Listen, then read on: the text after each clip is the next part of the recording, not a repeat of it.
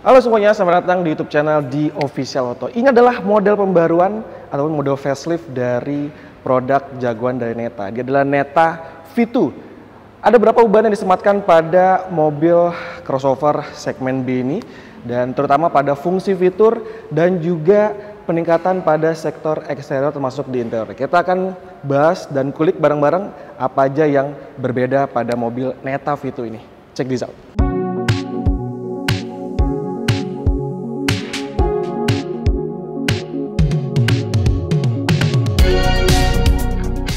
Oke, pertama kita akan awali dari sektor desain lebih dulu. Sepintas memang desain dari Neta V2 ini mirip dengan versi sebelumnya, tapi ada beberapa detail berubah pada mobil ini, tentu untuk meningkatkan tampilan yang ada pada Neta V. Pertama ada di bagian fascia depan. Tetap mengusung desain clean grille, jadi Anda tidak akan menemukan kisi-kisi grill, tapi di bawah sini dibuat lebih dinamis dengan bagian desain grill bawah yang menggunakan desain diamond cut. Lalu juga di bagian sisi samping depan sini juga sekarang ketambahan semacam garnish yang membuat desain dari Neta V ini sekali lagi memang lebih dinamis dibandingkan Neta V sebelumnya. Oke, untuk logo Neta masih tersemat di bagian bonet depan. Dia menggunakan emblem huruf, bertuliskan Neta besar di sini, dan ubahan paling besar ada di bagian komponen headlampnya.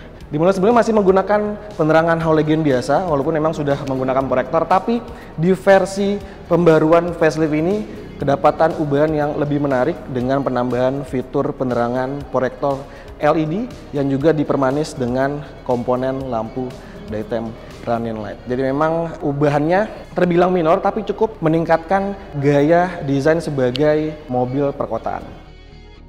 Oke, selain ada ubahan di komponen headlamp yang sekarang sudah pakai LED dan juga penambahan diamond cut di bagian grill bawah, teman-teman akan melihat penambahan sensor radar sebagai fungsi fitur keselamatan ADAS. Nah, kita akan bahas secara lengkap paket fitur ADAS apa saja yang memang ditanam pada Neta V2. Sekarang kita akan lihat lebih dulu bagaimana guratan desain dari sisi samping, karena memang ada perubahan pada Neta V2.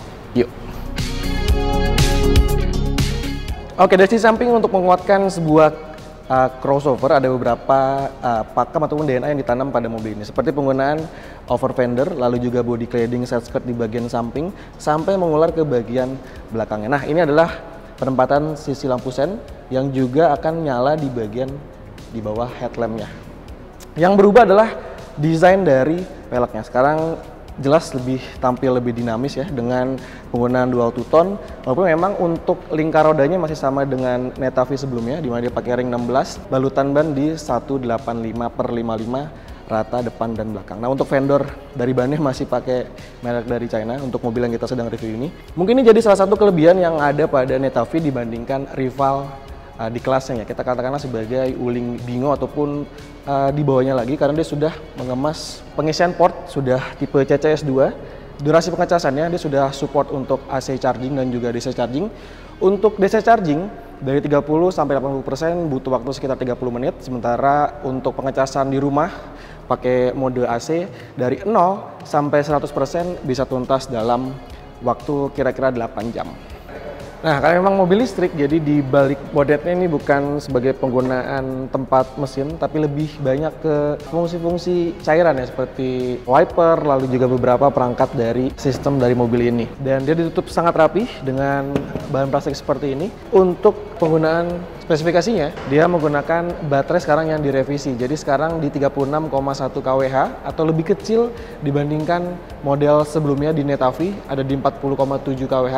Menariknya, dengan penggunaan baterai yang lebih kecil, tapi untuk jarak jangkaunya diklaim sama dengan penggunaan baterai sebelumnya yang punya kapasitas lebih besar. Dari baterai terisi penuh, dia bisa berjalan sampai 401 km sekali pengisian baterai penuh. Nah, untuk penggeraknya dia menggunakan front wheel drive, lalu dengan motor listrik 70 kW atau sekitar 95 horsepower dan torsi di 150 Nm. Nah, untuk motor listriknya menggunakan permanen motor synchronous. Oh ya, hampir kelupaan, fitur yang baru pada Neta V itu adalah hadirnya fungsi dari V2L ataupun Vehicle to Load. Jadi teman-teman nanti akan dikasih adapter dan tinggal colokin aja ke sini, dan baterai dari mobil ini bisa jadi sumber listrik bagi kebutuhan perangkat elektronik lainnya ya. Seperti teman-teman lagi camping misalkan bisa untuk menggunakan rice cooker, lalu juga termos ataupun mengisi daya laptop dan perangkat elektronik lainnya. Nah, untuk V2L yang ada pada Neta V2 ini punya kapasitas aliran listrik sampai 3,3 kW. Jadi sama lah seperti Hyundai Ioniq 5 juga dia punya kapasitas di 3,3 kW untuk fungsi fitur vehicle to load-nya. Jadi makin lengkap, makin canggih, dan juga fungsi dari mobil ini makin bertambah dengan ragam fitur yang ditanam pada Neta V2.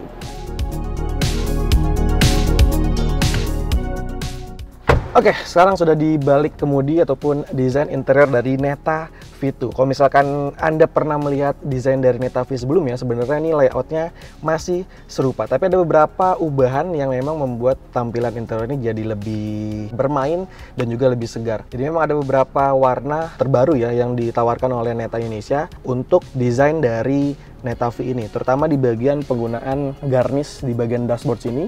Ini dia menggunakan warna bronze, jadi di bagian atas ini, lalu juga dipermanis dengan warna magnesium di bawahnya, dan untuk keseluruhan dashboard tentu berwarna hitam yang menampilkan kesan lebih dinamis dan juga menarik dari interior si Neta V generasi kedua ini. Kemudian untuk panel head unitnya juga masih sama, dia pakai model vertikal, lebih memanjang ke atas dan ke bawah, pakai ukuran 14,6 inci yang sudah Full HD ya. Jadi untuk tampilan warnanya dan juga sensitivitas untuk tekan ke layar juga cukup baik. Sedikit delay tapi tidak terlalu lama gitu ya. Di sini menjadi pusat kontrol dari fungsi fitur, baik dari fitur-fitur ADAS-nya nanti dan juga fungsi fitur AC, karena memang di sini Anda tidak akan menemukan tombol-tombol fisik di bagian dashboard. Jadi buat Anda yang mungkin lebih terbiasa dengan tombol-tombol fisik, Anda akan harus lebih sedikit beradaptasi ya dengan fitur yang sekarang kita harus kontrol di head unit. AC juga sudah dilengkapi dengan filter N95 yang Neta bilang ini bisa memfilterisasi udara masuk ataupun keluar jadi lebih bagus lagi di dalam kabin.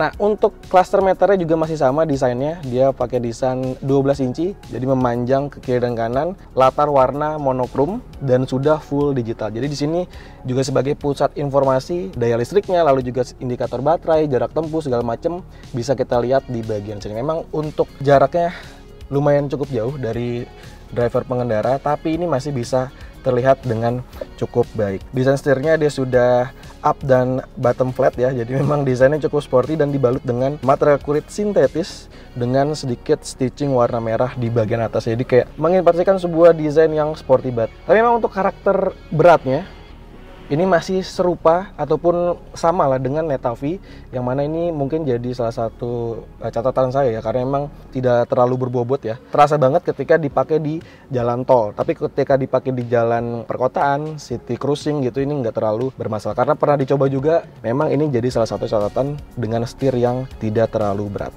Lalu untuk pengaturan fungsi tuas transmisi, dia sudah electric shifter di bagian sebelah kanan.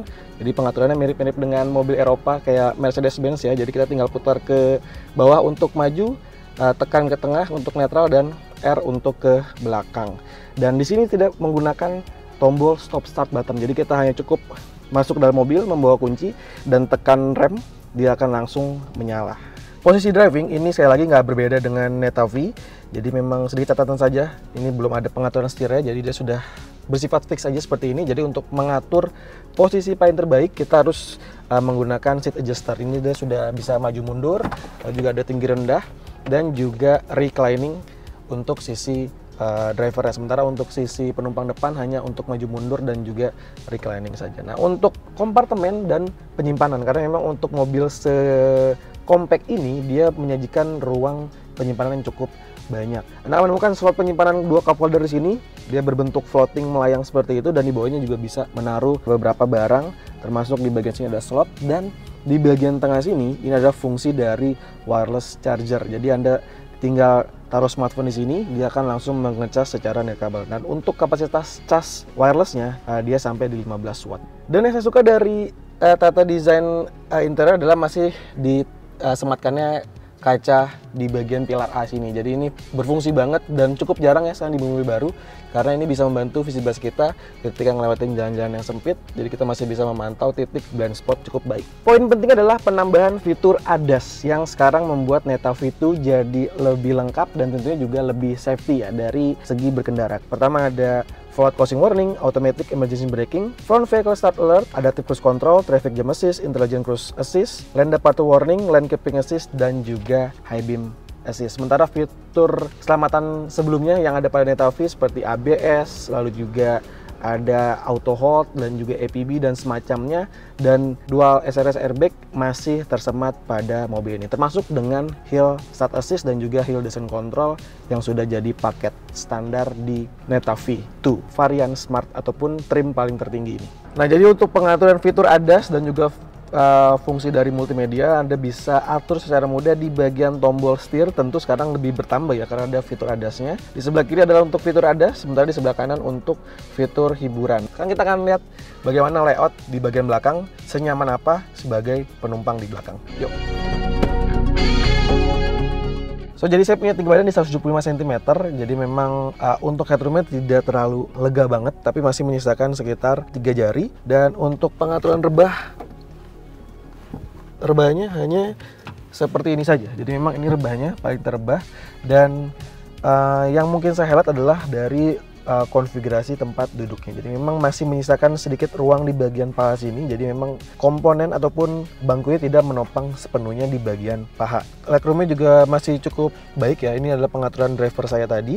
Ini masih menyisakan ruang 6 jari, dan yang paling saya suka adalah telapak kaki ini masih bisa masuk ke bagian bawah jok si driver ya. Jadi ruang kaki jadi lebih leluasa. Nah, untuk Anda yang ingin mengecas smartphone juga sudah tersedia dengan port USB tipe A dan sedikit ruang penyimpanan di bagian sini. Tapi untuk door trim sayangnya memang tidak disediakan tempat penyimpanan botol tumbler, hanya menyajikan ruang penyimpanan slot kecil di bagian door trimnya. Yang terbaru di Neta V2 ini adalah sekarang penambahan fungsi dari power window-nya. Jadi kalau misalkan di model sebelumnya hanya auto down saja, sekarang sudah auto up dan down. Jadi ini berfungsi, yang paling menarik adalah berfungsi untuk jendela depan dan juga jendela di penumpang belakang. Ini cukup jarang ya di mobil-mobil rival-rivalnya, karena biasanya di jendela depan kanan driver ataupun jendela depan penumpang di sebelah kiri. Tapi di Neta V2 semua fungsi automatic up dan down sudah ada pada Neta V2 ini. Secara umum memang dia menawarkan 5 penumpang ya, 5 duduk penumpang, tapi kalau misalkan Anda lihat dari konfigurasinya lebih cocok atau lebih pas dan lebih proper untuk dipakai 4 orang. Nah, sebagai mobil urban, perkotaan juga fungsi dari bagasi juga tentu jadi salah satu pertimbangan ya sebelum kita membelinya. Dan ini adalah layout dari bagasi Neta V2. Mungkin bagasi jadi satu selling point ditawarkan oleh Neta V2, karena misalkan untuk kursi tengah tidak direbakan, dia punya volume di 335 liter. Sementara ketika bangku tengah direbakan, tentu ini akan jadi lebih besar lagi, karena dia punya daya tampung sampai di 558 liter. Jadi which is jauh lebih membengkak, lebih besar. Anda bisa gunakan untuk membawa barang yang lebih banyak untuk menunjang kebutuhan Anda masing-masing. Nah, mundur ke belakang ternyata juga ada ubahan yang membuat tampilan Neta V2 sekarang jadi lebih menarik. Tepatnya di bagian stop lamp sekarang sudah pakai tail light LED, jadi memanjang dari bagian kiri lalu juga nyambung ke tengah dan sampai ke bagian kanannya.